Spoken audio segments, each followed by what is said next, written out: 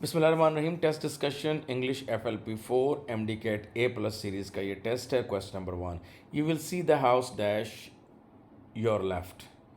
तो आंसर क्या हुआ जी? ऑन योर लेफ्ट, डायरेक्शन के लिए ऑन योर लेफ्ट। और टू भी आता है, keep to the left, to the right. Answer आपके पास अल्फा हुआ। Question number 2, I should like to say that none dash the engineers as a body more than I do. तो आपने यहाँ पर एडमायर्स कहना है। None, each of, either of, none of, ये सारे सिंगुलर होते हैं। वर्ब और हेल्पिंग वर्ब भी अपने बाद सिंगुलर ही लेंगे। Question number 3, you dash on that computer since 11 o'clock। Since और for has been, have been की अलामत है, तो यहाँ पर हो जाएगा you have been playing that computer since 7 o'clock। Question number 4 है, you dash if you don't hurry. Certain सी बात है, इफ़ यू डोंट हरी ये प्रेजेंट, ये कंडीशनल टाइप 1 है, तो फिर एक हिस्सा प्रेजेंट इंडेफिनिट में है, दूसरा फ्यूचर इंडेफिनिट में होगा। You will be late, shall will helping verb हो गया और बी वर्ब की फर्स्ट फॉर्म हो गया। आंसर आपके पास सी हुआ। Question number 5, they dash meals by the time we get to the restaurant. By the time we get, by the time, until, unless ये प्रेजेंट इंडेफिनिट टेंस की निशानी है। एक हिस्सा प्रेजेंट इंडेफिनिट टेंस में हो, व्हेन वाला, जैसे व्हेन द डॉक्टर अराइव्स, तो दूसरा हिस्सा शैल हैव, विल हैव और वर्ब की थर्ड फॉर्म के साथ आएगा, फ्यूचर परफेक्ट में होगा, will have served meals. Question number 6, he would rather we.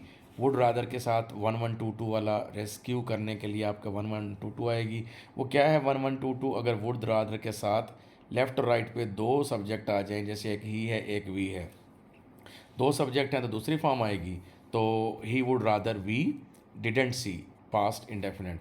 अगर ये होता ही वुड रादर और वी होता ही ना, तो फिर डजेंट आ जाता।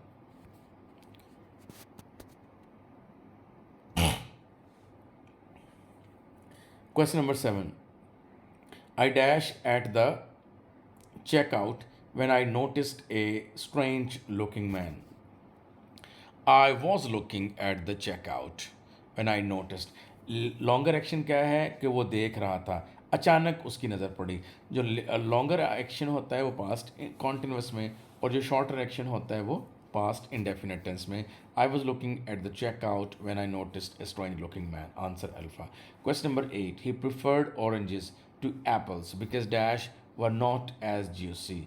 जब दो की बात हो तो आप द लेटर यूज़ करते हैं। द पहले वाले की बात करेंगे द फॉर्मर, और बाद वाले की बात करेंगे तो द लेटर। अगर बात तीन या तीन से ज़्यादा की हो तो फिर पहले वाले के लिए फर्स्ट यूज़ करेंगे और आखिरी वाले के लिए लास्ट यूज़ करेंगे। यहाँ पर बात दो की हुई है तो इसलिए यहाँ पर द लेटर आएगा जी।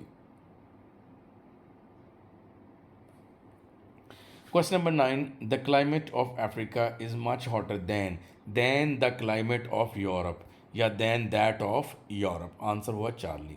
Question number 10, several bosses houses are in Islamabad. BOSS, boss, और प्लूरल बनेगा ES के साथ। जिस वर्ड के एंड पर ऑलरेडी S आ जाए तो अपोस्ट्रोफी S से पहले आएगी, जैसे कि फोर्थ ऑप्शन डी में है, सेवरल बॉसेस। अच्छा, वो कब होगा? सॉरी, ये अपोस्ट्रोफी एस के बाद आएगी।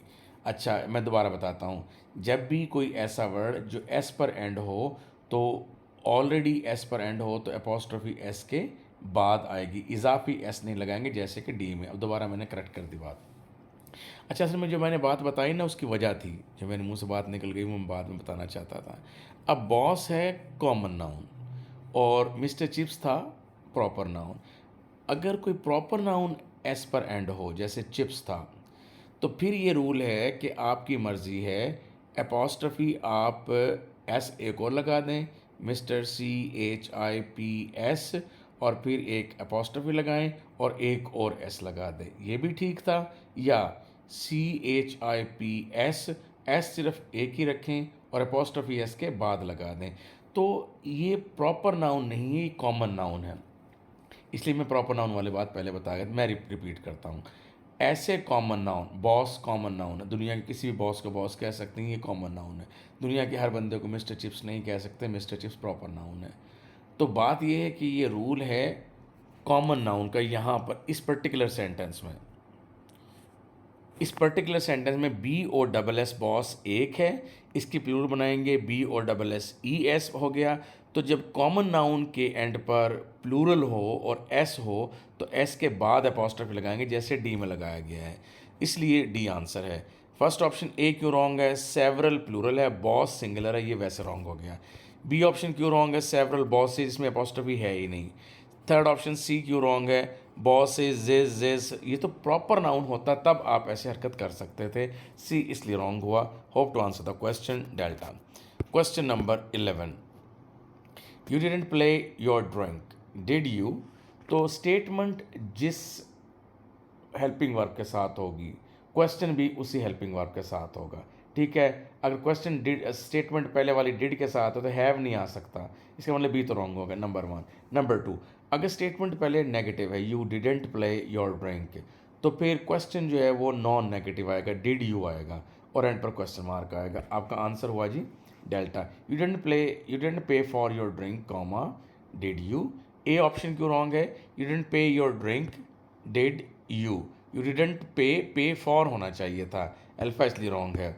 यू डिडेंट पे फॉर होना चाहिए था, इसलिए रॉन्ग है बीटा। और हैव यू की वजह से भी रॉन्ग है।